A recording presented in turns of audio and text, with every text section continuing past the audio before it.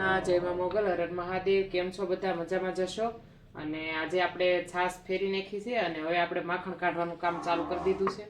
અને આજે છે ગુરુવાર, એટલે આજે આપણે ઘી ગરમ કરવાનું હોય, એટલે આપણે 3 કે 4 છાશ કરવી પડે. બધી છાશ બની જાય ને પછી આપણે ઘી ગરમ કરી શકીએ. તો આજે આપણો વારો આવી ગયો છે માખણ કાઢવાનો, અને માખણ કાઢી અને પછી છે ને આપણે આજે ઘી ગરમ કરવાનું છે. તો ચલો હું તમને આગળ બતાવીશ કે અમે કઈ રીતે ઘી ગરમ કરીએ. અને અત્યારે માખણ કાઢવાનું કરી દીધું છે ચાલુ.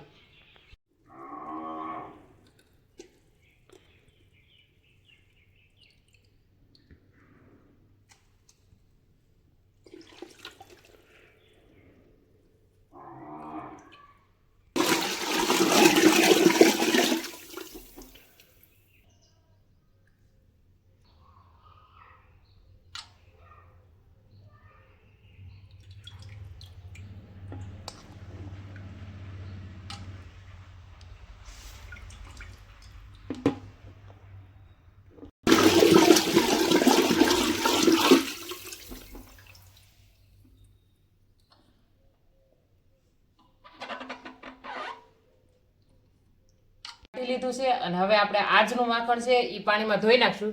કારણ કે જે પેલાનું માખણ હોય એ બધું આપણે ધોઈ અને પછી જ તે મતલબ ભેગું કરી. અને આજનું જે છે એ આપણે ધોવાનું હજી બાકી હતું, તો પેલા આપણે છાશમાંથી કાઢી લીધું અને હવે આપણે એને પાણીમાં ધોઈ નાખશું.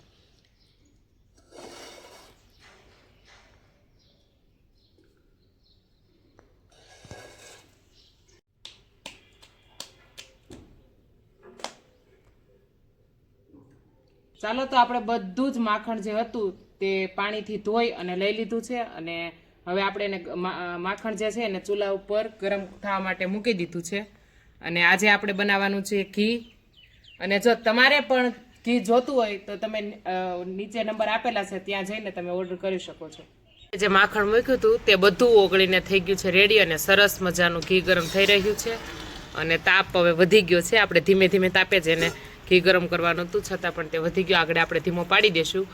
અને બસ આવી રીતે આપણું ઘી ગરમ થાય છે. જે છાશ હતી તે મોસ્ટ ઓફ બળી ગઈ છે, અને હવે એમાંથી જે કીટું હતું એમાંથી ઘી ગરમ અલગ થવાની શરૂઆત થઈ ગઈ છે. અને 1-1.5 કલાક જેવો સમય થઈ ગયો. અત્યારે તો તડકો માથે આવવા માંડ્યો, તો હજી ઘી ગરમ નથી થઈ ગયું. જો તડકો જો કલા ધૂપ તડકા હે. અને અહીંયા ઘી મસ્ત ગરમ થાય છે અને જુદું પડવા માંડ્યું છે. તમને દેખાતું જશે મસ્ત ઘી આપણું ફાઇનલી થઈ જશે થોડી વારમાં રેડી. ફાઇનલી આપણું ઘી ગરમ કરી નાખ્યું છે મીનાક્ષી દીદીએ. અને આપણે 2-1.5 કલાકની મહેનત પછી ઘી ગરમ થઈ ગયું છે. કારણ કે આપણે ધીમે તાપે ગરમ કરવાનું હોય એટલે થોડીક વાર લાગે. બાકી તો વચ્ચે ફૂલ થઈ ગયો તો ધીમો કરી અને 1.5 કલાક સુધી આપણે ચૂલે રહેવા દીધું. અને ફાઇનલી આપણું ઘી થઈ ગયું છે ગરમ. અને હવે આપણે કરવાના છે ઘીના પેકિંગ. ચલો, તો ફાઇનલી આપણું ઘી ગરમ થઈ ગયું, તમને બધાને ખબર જ છે. અને હવે આપણે એને કોટનના રૂમાલથી ગાળી લેશું. ને આ રીતે આપણે ઘી હવે પેલા ગાળી લેશું અને પછી પેકિંગ કરવાનું છે. આપણું ઘી ગરમ કરી અને ગાળી લીધું છે મસ્ત. અને કોટનના રૂમાલથી ગાળો એટલે જરા પણ કીટું ન આવે અને એકદમ ચોખ્ખું ઘી. જો એમાં મોગલ હર મહાદેવ. કેમ છો બધા? મજામાં જશો. અને આપણે મીનાક્ષી દીદી ઘી ગરમ કરી નાખ્યું છે. અને આજ બહુ લેટ થઈ ગયું. ઘી ગરમ કરવાની પ્રોસેસ બહુ લાંબી હોય. અને મીનાક્ષી દીદી ફાઇનલી આપણું ઘી ગરમ કરી નાખ્યું છે. અને હવે અત્યારમાં અમારે છે ને સમય થઈ ગયો છે રસોઈ બનાવવાનો. તો હું અને મીનાક્ષી દીદી બંને થઈ અને અત્યારમાં બનાવવા માંડવાની છે રસોઈ. આપણે અત્યારમાં રસોઈ બનાવવાની તૈયારી થઈ રહી છે. અને તમારે શું બનાવવાનું છે? શું ગોતો છો? હું મારો મોબાઈલ ગોતું છું, મારા ભાઈને ફોન કરવો છે. કાંઈ રે આજે અમારા ભાઈ છે વાડીએ. અમારા શેર હે વાડી પે. અને અત્યારમાં શું બનાવવાનું છે? એટલે રોટલી બનાવવાની છે. અને આ સીઝનના ગુંદા અમારે મળી ગયા છે અમને ફાઇનલી. તો ક્યાં બનાવવાની કાહે? આજે ગુંદાનું સબ્જી બનાવવાનું છે. અને ચાલો તો હવે આપણે તૈયારી કરવા મળીએ. તમે કરી નહીં નાખો તૈયારી? હા, તો તૈયારી તો ચાલુ કરી દીધી. આને તૈયારી ન ગુંદેશ તમે બનાવી નાખજો. ગુંદેશ તું બનાવી નાખજો, રોટલી બનાવી દી. સારું, હાલો તૈયારી કરવા મળીએ આપણે રસોઈની. ગુંદા પકાવવા માટે મૂકી દીધા છે. અને અહીંયા આપણા મીનાક્ષી દીદીની રોટલી બની છે. રોટલી બની છે. રોટલી કહેવાય કે લોટલી કહેવાય? રોટલી કહેવાય, લોટલી ન હોય. રોટલી બને છે ભાઈ, રોટલી. આપણી રસોઈ બની અને રેડી થવાની ફૂલ તૈયારી થઈ ગઈ છે. અહીંયા આપણે ગુંદાજીની સબ્જી બનાવી નાખ્યું છે. તો મસ્ત ગ્રેવી. મીનાક્ષી દીદીની રોટલી બનીને રેડી થવા મળી છે. રેડી મીનાક્ષી દીદી? રેડી. અને ગરમી કેવી થાય? બહુ. આજુબાજુ કોઈક બોલાવે તો મન જ છે. તો એ ગરમીને સામે બનાવી દઈ. ભાઈ અમારો સંઘર્ષ જોવો તમે. આ ગરમીના રસોઈ બનાવી દઈએ એમ. જો મીનાક્ષી પરસેવો છો. મજબૂરી. રોમાં મારી મોટી બેન રોમાં. સુખી જીવન આપે. શરૂઆત મારાથી કરે. આ સુખી માણસોની જેમ. નવો સ્ટોક તૈયાર થઈ ગયો છે અને પ્રકાશભાઈ બધું ગોઠવા મેળા છે.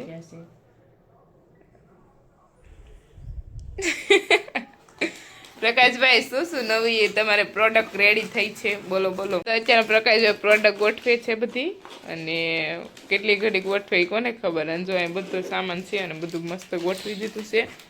અને આની અંદર આવી ગયા છે ન્યू एडिट आ गया है हमारा.